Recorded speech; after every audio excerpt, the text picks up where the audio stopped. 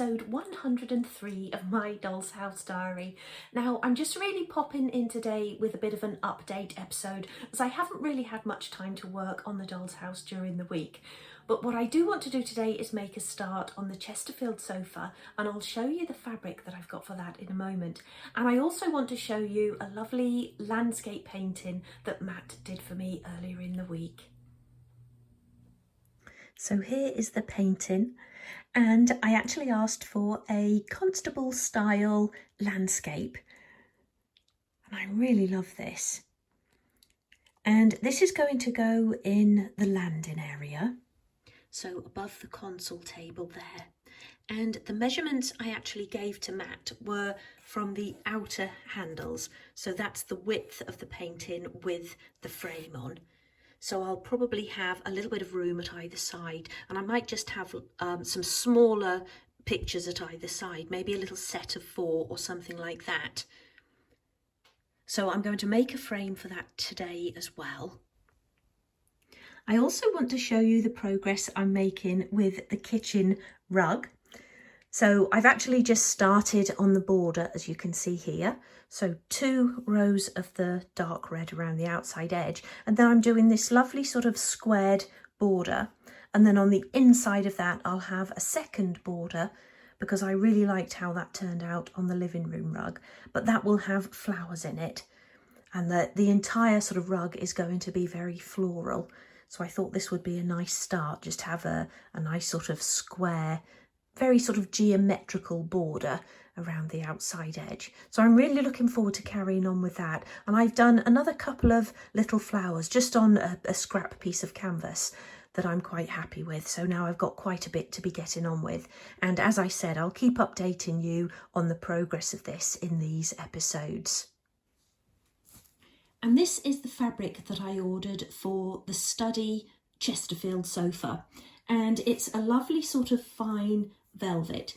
Now, I've always liked the idea of using a velvet for making sofas, but the only velvet I've ever found has been very, very thick, and it's very difficult to work with on the smaller projects. So I was really pleased when this came, because it is so thin, and you've also got a little bit of give in there as well, a little bit of stretch. Now, I ordered here 1 metre by 1.5 metres, and that's obviously going to be far more than I'm going to need for one sofa. But this was only, I think it was £5 something. It was definitely under £6, and there were other colours available as well. Now, I'm not sure if I ordered the smallest piece. You could probably get smaller pieces than that. But what I'll do is I'll put the link here below in the description box. So if this is something you're after, then do sort of click the link and have a look at the other colours that are available. But yeah, was really pleased with this. And I think I said before, a lot of the reviews on Amazon were saying that they'd order it for an, like a life-sized upholstery project, and it was far too thin. So I thought, well, that will probably actually work for me. And this is actually going to be ideal. So I'm going to make a start, like I said, on that Chesterfield sofa. Now, I actually did a full tutorial for a Chesterfield over on my Patreon channel. So I'll sort of pop down here on the screen which number tutorial that was. If you'd like to have a go at making one, then if you want to head over there, you can join as a tier 3 member. You don't have to join for any length of time. If you just want to pop over there for 1 month and just, do the 1 or 2 tutorials. But as soon as you join, all of the tutorials are available to you. And I think there's 83 over there at the moment. So lots of pieces to choose from. And like I say, it's just £5 a month. So a bit of a bargain, really. But what I also want to do today, because I want to start work on the study, is just do you a rough sketch of what I've actually got planned for the study. So I've done here a very bad, not to scale drawing of the study. This is obviously bird's eye view. So over here we've got the chimney breast and the hearth. And this is the door here coming into the room. And this is the area that we look in from. So we've got our Chesterfield here on that side wall. This at the back is going to be a built-in bookcase, and that may go from floor to ceiling. I've already done the coving, so it may be a case that I can't actually get it to go up to the ceiling, but if not, it will just be a very tall bookcase. This is going to be a desk with a nice chair here. That's the built-in window seat there. I'm going to have a little bookcase here. That's meant to be a plant. And then we've got a little coffee table here and a large floor rug. Now, because this isn't to scale and I'm not sure how much room the Chesterfield is going to take up, I'm not sure if I've got room here before the door starts for a little side table. And if so, I will be having one there with a little lamp on it. So that's what I'm going for, and it's all going to be very pale blue, very sort of soft and romantic. And that velvet that I've bought, that lovely sort of ice blue, goes really nicely in there with the colour of the paint, but also with the wallpaper. So I'm really looking forward to getting started on this room. Okay, so I'm just adding the frame now. And I've put in a paper frame around the actual painting, just because I thought that really suited this style of painting and really enhances the painting as well. So I'm just getting the frame lined up so I've got an even border around the outside edge. I think that looks about right. I'll press that into place.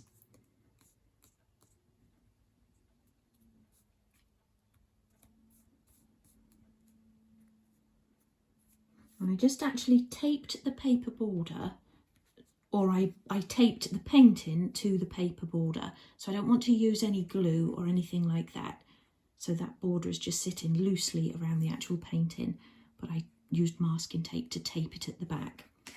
And then once I've pressed this into place, I'll put more masking tape at the back to secure the frame to the border.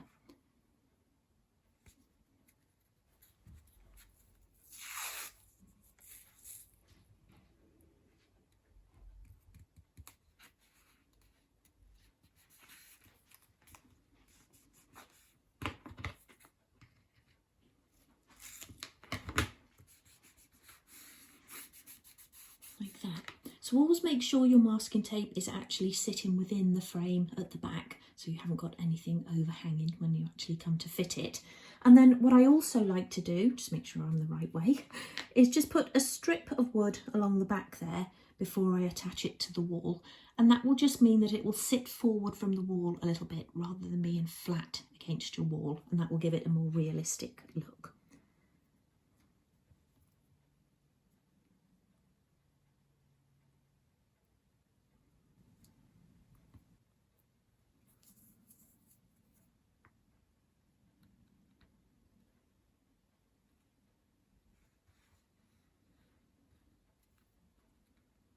Sit that along there like that.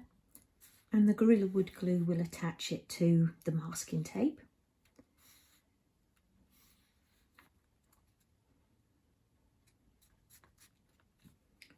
So I'm actually going to glue my painting into place because I know that once it's there, I won't want to move it. But if you don't like the idea of that, then you can always use a little bit of tacky wax. Okay, so let's go and get this hung into place.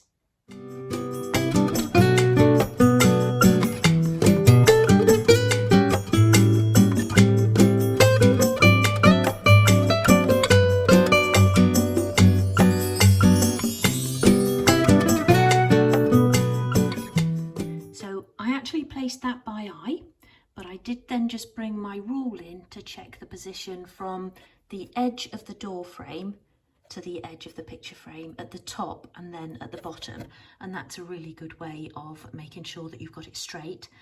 Otherwise, you can just sort of work out how far you want it from your ceiling or from your coving, and then actually just cut a piece of wood or even a piece of thick card to that thickness, and then just lay that into place and push your painting up towards it, just to make sure that you're getting it sitting straight in there. But I really love that, and I think as well when the console table is properly dressed, that's going to look really good as well. We can have maybe a lamp at one end, just slightly overlapping the frame, things like that. So really looking forward to doing that. I've got that one to put into place out in the little landing area there. And then I think I said this last time, but I'm either going to have a painting above the radiator cover or a painting above the smaller console table here. And then the other side I'll have a mirror, but I'm not sure whether to have a larger mirror or a larger picture. So I'll have a think about that. And I've just spotted a spider up there. And if this was 1/12 scale, that would be absolutely huge. Oh, that's awful. I'll go and find my spider removing pot and get rid of that in a moment. But yeah, really looking forward to carrying on with this area. But like I say, the next room I want to do is the study, just because it's probably the room that I've done the least to, just looking at the house as a whole here. Even the dining room has got one piece of furniture in it, so I'd like to make a start on the study. And it's just really because I came up with that room design and I just couldn't wait to then get started. So the first piece then I'll make in there is the Chesterfield, and I want to start cutting the pieces for that in a moment. And then I think I'll do that little bookshelf here. And because that's a simpler piece, I'll do that as a tutorial here on the channel. So that will be coming up as well, so do keep your eye out for that one. So all of the pieces for my Chesterfield sofa are now cut. And I don't know if you can actually see it on camera, but I've used a couple of types of wood here. In fact, 3 types of wood, because my dowel pieces are balsa wood. And then this sort of darker yellow coloured wood is abishi. And then I've got the basswood all down the centre here. Now, whereas I wouldn't advocate using different woods when you're building a piece of furniture, and certainly not for the visible areas, I mean, if you wanted to use a more expensive wood and then perhaps use a less expensive wood for your back panel that isn't going to be seen, then you could do that. But when you're making a piece of furniture, the wood will actually take wood stain or varnish or even paint differently. So if you mix your woods with one piece of furniture, you'll end up with different colours and it'll all look a little bit of a mess. But when you're doing something like a sofa and you're going to be upholstering it and none of the wood is going to be seen, then it is actually fine just to mix your woods. And I've just done that because I didn't want to break into any new sheets. So I've just sort of used whatever I can from my spare bits boxes. Okay, so this is all ready to go now. I know I'm not going to be able to get on with this afternoon. It's 3:30 now, so by the time I've edited this video and got it on, I won't have time to start this. But rather than leaving all of these pieces here on my desk, I'm going to put them into sections. So here I've got my base. And then this is the back. Going to pile them all up nice and neatly, and then these are the sides.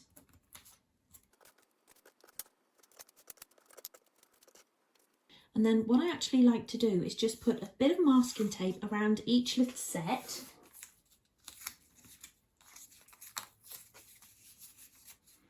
And then you can actually write on that which bits they are.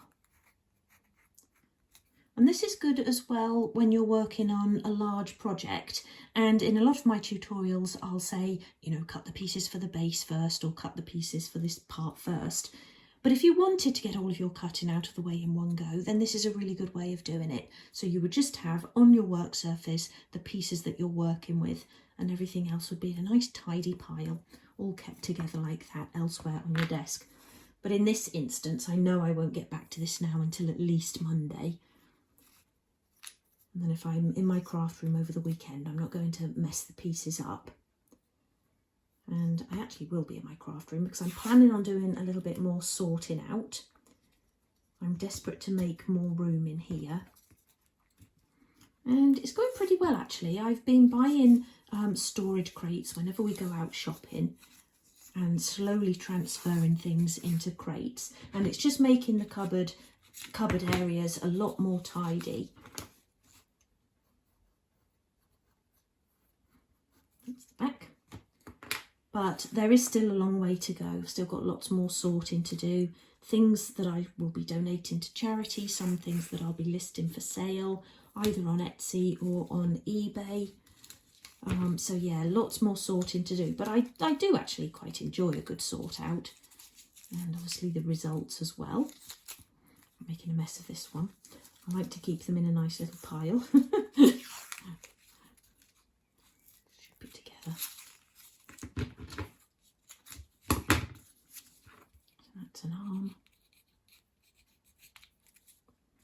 And the final arm there.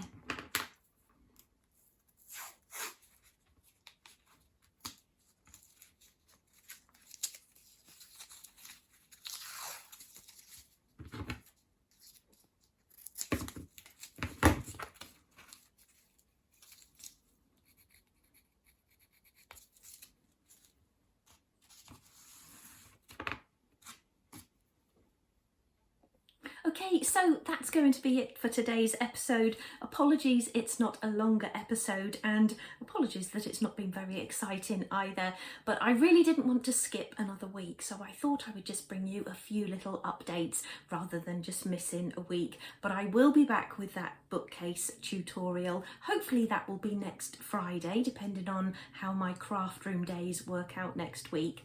But yeah, loads more to do in the doll's house still, so there's lots to come. Loads of tutorials for furniture and miniatures. If you do want more furniture tutorials, including that Chesterfield sofa, head over to my Patreon page and have a look around.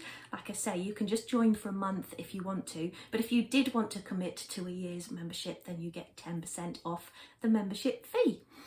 Okay, I think that's it then. I'll keep you updated on the rug and the sofa, and anything else that I'm working on. I post pictures occasionally to my Instagram and Facebook pages, so if you want to sort of keep up in between these weekly episodes, then do head over there and take a look, and I'll see you again next Friday. So until then, take care. Bye.